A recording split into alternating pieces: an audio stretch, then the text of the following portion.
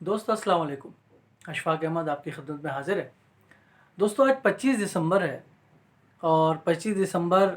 बाबा कौम कायद आज़म मोहम्मद अली जिन्ना का यौम पैदाइश भी है। कायद आज़म मोहम्मद अली जिन्ना जो है वो बर सग़ीर की जो सियासी तारीख़ है उसकी जो अहम तरीन हस्तियाँ हैं उनमें से एक हैं।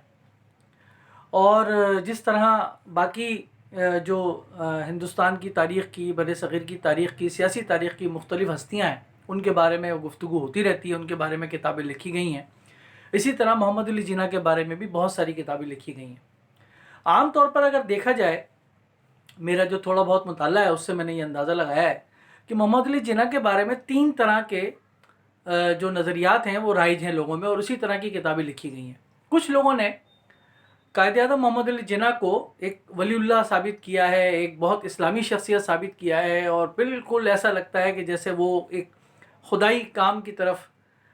चल पड़े थे और उन खुदा ने उनको मुंतखब किया था, और फिर उनके मुतालिक इस किस्म की गुफ्तगू और इस किस्म की चीज़ें लिखी जाती हैं जिससे ये पता चलता है कि वो बहुत मजहबी आदमी थे, वो बहुत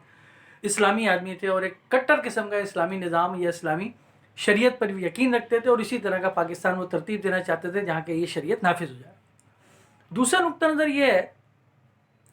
तारीख़ में जिन लोगों ने किताबें लिखी हैं मोहम्मद अली जिन्ना पर,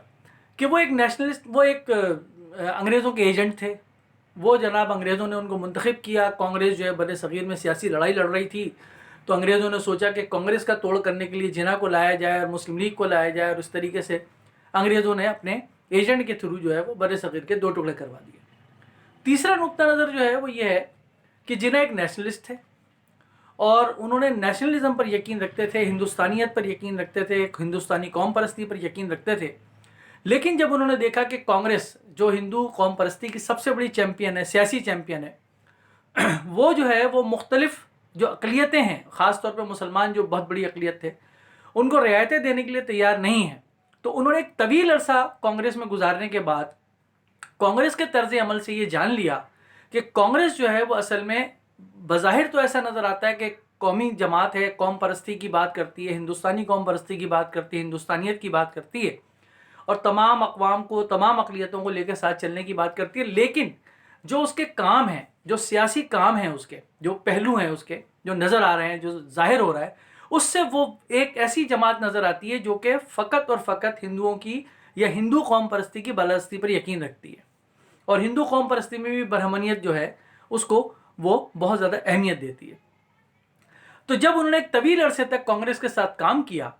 और तो वो इस नतीजे पर पहुंचे कि कांग्रेस के साथ चलना मुमकिन नहीं है, क्योंकि उन्होंने देखें नेहरू रिपोर्ट के मुकाबले में उनका 14 नुकात देख लें, 14 नुकात के अलावा फिर उसके बाद 1937 के अंदर जब इंतखाबात होते हैं और उसके बाद कांग्रेस की हुकूमत बन जाती है, तो ख़ुद अबुल कलाम आज़ाद ने लिखा है कि यूपी से जो मुस्लिम लीग जीती थी,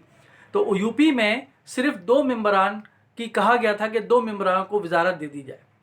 तो उस पर जो है वो मौलाना अबुल कलाम आज़ाद ने ख़ुद लिखा है कि मैंने वादा कर लिया था उनसे, लेकिन नेहरू उस पर राज़ी नहीं हुए। तो किसी भी तरीके से आप पूरी तारीख़ पढ़ जाएं, आप किसी की भी किताब पढ़ें, चाहे आप डॉक्टर ताराचंद साहब की किताब पढ़ें, चाहे आप हेक्टर बलतीफ़ की किताब पढ़ें, चाहे आप वतन परस्त सेकुलर जिन्ना अजीज़ जावेद की किताब पढ़ें,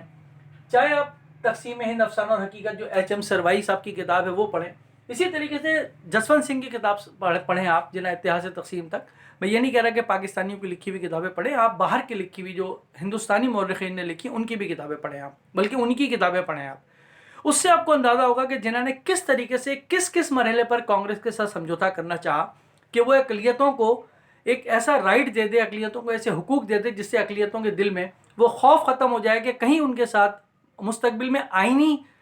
आइन का नाम लेके और कानून का नाम लेके कोई ऐसा खिलवाड़ ना हो जिसके नतीजे में वो अपने बुनियादी हुकूक से महरूम हो जाए। लेकिन कांग्रेस ने हर जगह उसको इनकार किया, उसका साथ नहीं दिया, लिहाजा जिन्ना बददिल हो गए और एक अरसा आया कि उन्होंने सियासत भी छोड़ दी थी। फिर कुछ अरसे के बाद जब वो सियासत में वापस आए तो उस वक्त वो मुसलमानों के लीडर बन चुके थे। तो अगर हम देखें तो मुसलमान हिंदुस्तानी कौम परस्ती से जिन्ना को मुस्लिम कौम परस्ती के लीडर बनाने का जो सहरा है, जो धकेला है, वो कांग्रेस की पॉलिसी ने धकेला है। फिर और आगे चलिए, थोड़ा सा मैं मुख्तसर करता हूँ बात को, बाकी आप तफसील किताबों में पढ़ सकते हैं। आप देखिए कि 1946 में वो मौका आया कि जहाँ पर पाकिस्तान का नारा गूंज रहा था, जिन्ना پاکستان کے نعرے پر الیکشن لڑ کر آ گئے تھے 45-46 کے اندر، اور مسلم لیگ کی بہت ساری اکثریت تھی. لیکن اس کے باوجود جب کیبنٹ مشن پلان آیا تو کیبنٹ مشن پلان میں بر صغیر کو 2 حصوں میں تقسیم کرنے کے بجائے ایک فیڈریشن کے اندر کنفیڈریشن کی تصور پیش کیا گیا، یہاں صوبے خود مختار ہوں گے یا گروپ خود مختار ہوں گے، اور 3 گروپ بنا دیے گئے جس میں پاکستان کا دور دور تک نام و نشان نہیں تھا، اس کا کوئی نام پاکستان نہیں تھا. 3 گروپ بنا دیے گئے تھے، اس کی تفصیل آپ کتابوں میں پڑھ سکتے ہیں. جنہوں نے اس کو قبول کر لیا تھا، جو لوگ یہ کہتے ہیں کہ جنہ چاہتے تھے کہ الگ ہو، انگریز چاہتے تھے کہ انگریزوں کے ایجنٹ تھے، وہ چاہتے تھے کہ ایک بر صغیر کا ٹکڑا الگ کر دیا جائے، وہ اس کو غور سے پڑھیں اور اس پورے 1946 کے اس ایرا کو غور سے دیکھیں، اس دور کو غور سے دیکھیں، کیبنٹ مشن پلان کو غور سے پڑھیں اور جنہ کی منظوری کو دیکھیں. کانگریس نے بھی اس کو منظور کر لیا، لیکن پھر 10 جولائی 1946 کو جو نہرو نے پریس کانفرنس کی نہرو صاحب نے، اس میں انہوں نے نل اینڈ وائٹ کر دیا. دیکھیں وہی بات جو میں نے ابھی عرض کی، جو میرا تھوڑا بہت مطالعہ اس سے میں اس نتیجے پہ پہنچا ہوں کہ کانگریس مسلمانوں کو آئینی حقوق دینے کے لیے بھی تیار نہیں تھی. وہ ایسا کوئی آئین تیار کرنے کے لیے تیار نہیں تھی کہ جس میں اقلیتیں جو تھیں، خاص طور پہ مسلمان، ان کو کچھ معاشی، سیاسی، قانونی، مذہبی، معاشرتی، تعلیمی حقوق مل سکیں. 1946 میں بھی جب کیبنٹ مشن پلان منظور ہو گیا، جس میں مسلمانوں کی نہیں بلکہ تمام اقلیتوں کے تمام حقوق کے تحفظ کی ضمانت دی گئی تھی، اس وقت اس پلان کو سبوٹاژ کیا کانگریس نے. منظور کرنے کے بعد 10 جولائی 1946 کو نہرو نے، جو کہ اس وقت صدر بن چکے تھے، مولانا ابوالکلام آزاد کے الفاظ میں کہ میری بہت بڑی غلطی تھی، کہا جائے تو ہمالیہ سے بھی بڑی غلطی تھی کہ میں نے ان کا نام حمایت کے طور پہ تجویز کیا کہ وہ کانگریس کے صدر بن جائیں مولانا ابوالکلام آزاد کے بعد. بہرحال یہ ہمالیہ غلطی ہو گئی، جبکہ اس میں گاندھی بھی شامل تھے، اس میں ابوالکلام آزاد بھی شامل تھے. یہ تفصیل میں پھر کسی وقت عرض کروں گا، اس کی تحقیق بھی ہو چکی ہے. بہرحال تو 10 جولائی کو 1946 کو نہرو نے صاف صاف یہ کہہ دیا، جس کا مفہوم کچھ یوں تھا کہ ہم کسی بھی کیبنٹ مشن پلان کے، کسی بھی پلان کے کوئی پابند نہیں ہیں. جب ہماری اسمبلی وجود میں آ جائے گی تو ہم اپنی اکثریت کی بنیاد پر جو چاہے فیصلہ کر دیں گے، چاہے بالکل نل اینڈ وائٹ کر دیں، چاہے بالکل اس کو ختم کر دیں، چاہے ہم اس میں کوئی بھی ترمیم کر دیں. تو جب یہ بات ہوئی تو پھر جناح دوبارہ پاکستان کے مطالبے پر آ گئے. دیکھیے 1946 میں بھی کانگریس، جو کہ سو کالڈ سیکولر جماعت تھی، جبکہ سیکولر جماعت نہیں تھی، اس پہ قبضہ بھی تھا انہی لوگوں کا جو کہ ہندوتوا کے آج لیڈر بنے ہوئے ہیں اور نظریات ہیں، انہی کے نظریات اس میں تھے. سردار پٹیل اس کے اندر شامل تھے.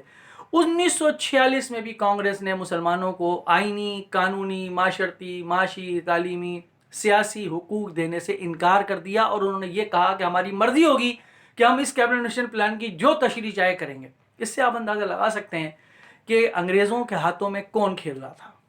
اگر انگریزوں کے ہاتھوں میں جناح کھیل رہے ہوتے تو جناح کبھی بھی بر صغیر کو تقسیم نہ کرنے والے پلان کو قبول نہیں کرتے، وہ اس کو انکار کر دیتے. بر صغیر کی تقسیم کے پلان کو منظور کیا نہرو نے 10 جولائی کی پریس کانفرنس کے بعد،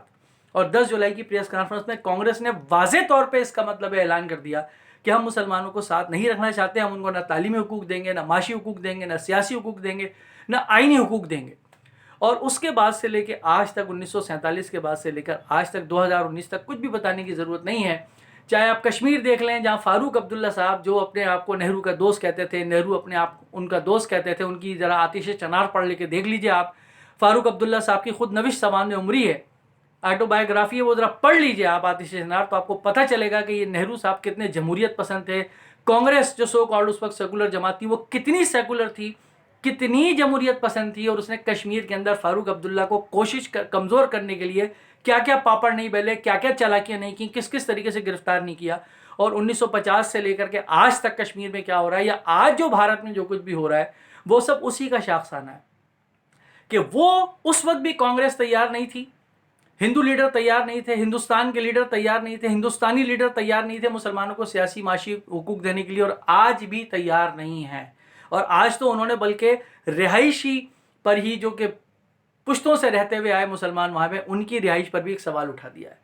تو یہ وقت ثابت کرے گا کہ جنہوں نے جو کہا تھا وہ درست تھا یا غلط تھا، اور یہ حالات ثابت کریں گے کہ جنہوں نے جو کہا تھا وہ درست تھا غلط تھا. میرا عرض کرنے کا مقصد یہ ہے کہ آپ ضرور پڑھیں جناح کو، جناح کے مخالفین کو بھی پڑھیں، جناح کے حمایتیوں کو بھی پڑھیں، جناح کے جتنے بھی تناظر بیان کرتے ہیں لوگ، ان تمام کتابوں کو آپ پڑھیں اور جناح کو خود سمجھیں. اور ایک بات آخر میں عرض کروں کہ جناح کو جناح کے الفاظ اور اس کے کردار میں سمجھیں. بجائے اس کے کہ اپنے ذہن میں جناح کا ایک پہلے سے کردار متعین کر کے اور پھر اس کو ڈھونڈا جائے اور تعویلیں کی جائیں جناح کے بیانات کی، یہ نہ کریں. یہ جناح کے ساتھ ظلم ہے. محمد علی جناح کے ساتھ انصاف یہ ہے کہ محمد علی جناح کی جو پوری سیاسی قیادت، پوری سیاسی تحریک ہے، پوری سیاسی زندگی ہے، اس کو محمد علی جناح کے الفاظ میں، اس کی سیاسی زندگی میں، اس کے سیاسی کردار میں سمجھا جائے. آپ کا بہت بہت شکریہ. ویڈیو تھوڑا طویل ہو گئی، لیکن محمد علی جناح کے بارے میں یہ بھی بات بہت چھوٹی ہے. تفصیل پھر اور کسی وقت بھی عرض کروں گا. بہت شکریہ.